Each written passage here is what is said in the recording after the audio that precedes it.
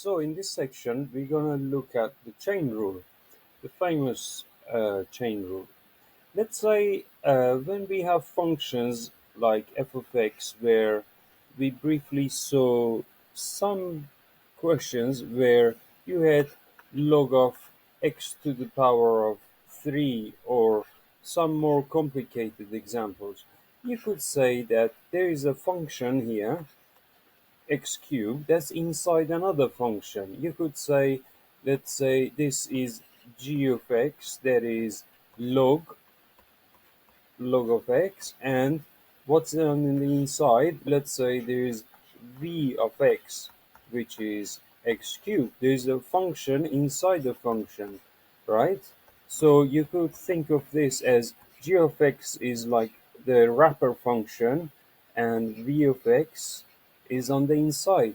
So in these sort of situations, that's where we need to apply the chain rule. So some people get confused between the chain rule and the product rule, and I don't see really what's the complication, because whenever I see this function, there is a function inside another function. That's where we'll start applying the chain rule. All right, so in this example, uh, it's not quite necessary. We could just use the logarithmic rules and bring that 3 to the front and say f of x is really 3 times log of x, and because we know the derivative of log of x is 1 over x, we could say f dash of x is 3 times 1 over x, which I did in the previous example. This is a multiplication sign, and that's an x, so the final answer would be 3 over x. But let after the chain rule, I will show you another way of seeing the same answer over here. So if you think about the y dy by dx and f of dy by dx, you could say this in this multiplication, these two derivatives, du here would cancel this du, and that's why you get the dy by dx. But we real briefly u here and use that as an intermediary to help us. So let's see how it can really work. So and how this cancellation works out. Let's say, for example, here y is 3 inside the bracket with the power of 5. There is a 3x to the power of 4, and there is a plus x there. So if we call this part of the function inside the bracket, we could say y is u to the power of 5, as long as we know u is 3x power of 4 plus x. So what happens is that we can find the derivative of y with respect to u here, which would be 5u to the power of 4, and here we would find the derivative of du with derivative of u with respect to x, which would be give us 12x power 3 plus 1. And what we are supposed to do, we are supposed to multiply these two together, so that the y by dx would come from dy by du multiplied by du by dx. Now, for the first time you see this cancellation, but in general I would skip this working out and go straight for writing 5. I'm gonna write a bracket here and not write u just yet, because I know I need to multiply that by 12 with a bracket, 12x power 3 plus 1, not just multiply by 12x and leave plus 1 as it is, because this whole expression needs to be multiplied properly. So I'm using brackets here, and instead of u, I'm gonna use this expression in my answer, 3x power 4 plus x here. Now there's no need for multiplying out every term by itself. Every term the general in general the examiners are looking for the this kind of an answer. Okay, so that's how we use a chain rule to figure out the answer. Okay, so let me just show you that about these signs. So that's how you would leave your answer there. All right, so let's look at another example on the next slide. All right, right. So in this example, we have to find the derivative of sine to the power of 4x. So let me just make that clear is that this questions is asking us to figure out and rewrite the question for you here.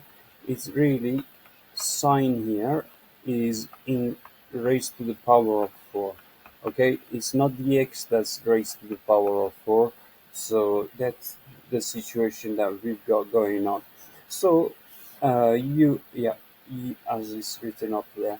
So you could use letter u if you like and say u is sine x. So y here is really u to the power of 4, and at the same time here use this u and find the derivative of du by dx, which okay, so dy by du is going to be 4u to the power of 3, just applying the power rule here, and we figured out the derivative of sine is cos of x, and there is no coefficients in front of x, so that's nice and clear.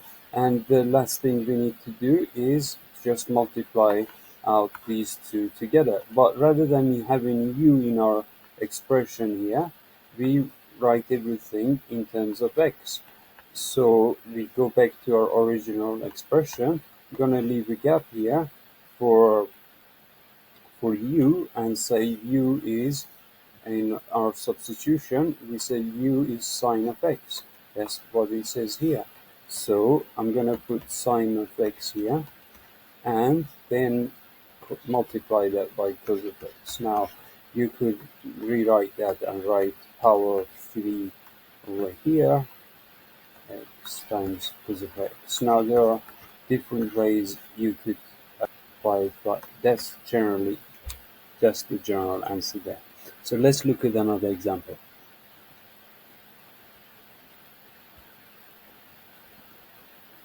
Right, so in this example, we have written in terms of y, and are asked to figure out the derivative of y with respect to x. So what do we do? Well, you can say that's that's fine. As we briefly looked at dx by dy, we know that dx by dy is the reciprocal of dy by dx. So that's fine. As long as we figure out dx by dy here, we can turn that on its head and figure out the dy by dx in the later calculation. So dx by dy, just applying the power rule here, is 3y squared plus 1. But what we want is dy by dx, right? So dy by dx will be 1 over dx by dy. Or uh, if you think about it, it's really 1 multiplied by their reciprocal, okay, uh, of this fraction here.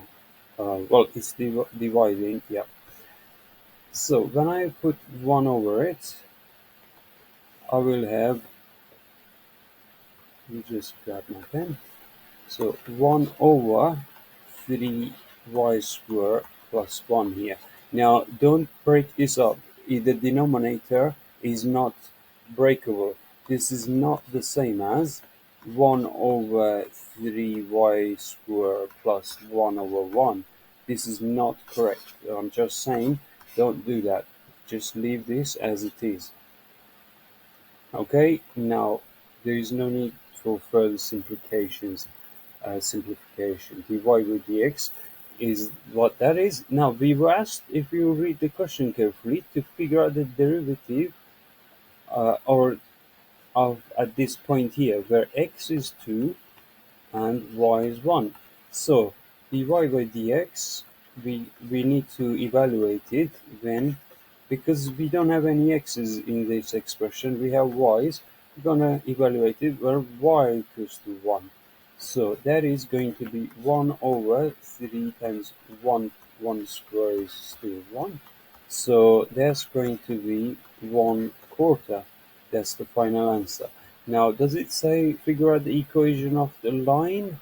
No, it says figure out what's the value of dy by dx at this point. So there is no need to figure out the equation of the tangent line. That's what the question is wanting us to answer. Right, so on this slide, I'm going to show you the proof for we already that when e is raised to some function of x, why is it that we get this expression? So if you think about u substitution here for f of x, now that we know the chain rule, it becomes a little more obvious that du by dx is going to be f dash of x. Now we're just using abstraction here. There's no need to actually know what f this function of x is. We're just using abstraction to give us a general result. And what we do is we need to multiply dy by dy by du. Now, when you differentiate dy with respect to e to the power of u, you're just going to get e to the power u again, right? So what I'm saying is that you get e to the power of f of x multiplied by f dash of x, so that in the end we end up with this result, which we already kind of figured out. Now there is no need to write u in the if you want to replace that u, you need to put f of x back into that expression. So we are going to get, in the end, this result here at the bottom of the page. All right. So there's also another proof that I'm going to show you, is that we get when we have this situation here. In general, what if you think about we have here is y is, if we use u for f of x and say, okay, u is f of x here, then dy by is going to be 1 over u, right? Which is really just 1 over f of x, right? And on the right hand side, du by dx is going to be f dash of x. Now, we don't need to know exactly what that f is, as long as we multiply dy by du and we multiply that by du by dx, we are going to get our results, which is going to be basically f dash of x multiplied by 1 over f of x, which is in general in this form. Now, why do I care about this? It's important that you remember when you have this situation, this is the derivative of log of f of x, because when we integrate this kind of, there are some integrals where they have this kind of situation where you spot the derivative on top of the fraction and the derivative of the denominators on top of the denominator. So if you had to integrate this expression, what you end up with is basically you need to know that that will give you log of f of x. So just keep that in mind for future lessons. We'll get to that in the future videos. But there is a real connection that you need to make between the derivative and integration, is that the integration is the opposite of the derivative. So finding the antiderivative basically is basically integration. Before I end this lecture here, just before I end this lecture here, I would like to give you a challenge to find the derivative of these two expressions. If you like to pause the video, have a go at these two questions, and then the video to find the answers. So I'm going to solve these problems now. There are more than one way to answer this question, but now that we know the chain rule rather than breaking this up. The one way to figure that out would have been to use 3 to the power of 4 raised to the power x and go from there. But I'm not going to do that. I'm going to just say f of x is 3 raised to some other function of x, u, and that u in this case is 4x. So because I know that the derivative of u with respect to x is going to be 4, and the derivative of, if I call this y in respect to, if I say if dash u is log of base 3 multiplied by 3 to the power u, I need to multiply these two expressions. Dy by dx is by du by dx, right? So, and that is what? That is going to be log base 3 times by 3 to the power of, rather than u, I'm going to go back and write 4x here, because that's what u was, and multiply that by another 4 here. Now there are different ways of writing that. We could put this 4 at the front here, and we could write log of, bring that 4. There's nothing wrong with this at the minute, but you could write this as log of 3 to the power of 4 multiplied by 3 raised to the power of 4x, which is log of 81 actually, times by 3 to the power of 4x. And that's what this expression would have been. Y here would have been 81 raised to the power of x, and dy by dx is log of 81. Sorry, here's not the log of base 3. This is log of base e. That's what that is. I said that wrong. So here's log of base e, log of 81 multiplied by 81 raised to the power x, which is what this is. 81 to the power of this 81 is the same as 3 raised to the power of 4x, and these two expressions now are exactly the same. Okay, so let's look at part B here. I'm just going to draw a line here, and how can we tackle this question? Right, one way to think about it is this is our y, or f of x, is 3 over 2 raised to the power u, where u is 2x. So du by dx is 2, and y by du is that's log of base e 3 over 2 multiplied by 3 over 2 raised to the power of 2. If you've forgotten this rule, go back a couple of videos, look at the proof I gave you there. Finally, we need to multiply these two expressions, this expression with 2. So we have 2 at the front, log of 3 over 2 multiplied by 3 over 2 raised to the power of 2x. Rather than u here, I'm going to replace that with 2x, and there are other ways to rewrite that. You can bring the power here for both the numerator and denominator, right? This is 9 over 4, or you could just leave it as it is, and also this 2 you could distribute it inside. That would give you this expression here. There's nothing wrong with this line here. This is perfectly fine, but there's another way to rewrite the same expression. Alright, so I hope you get practice done with exercise 9, 9C.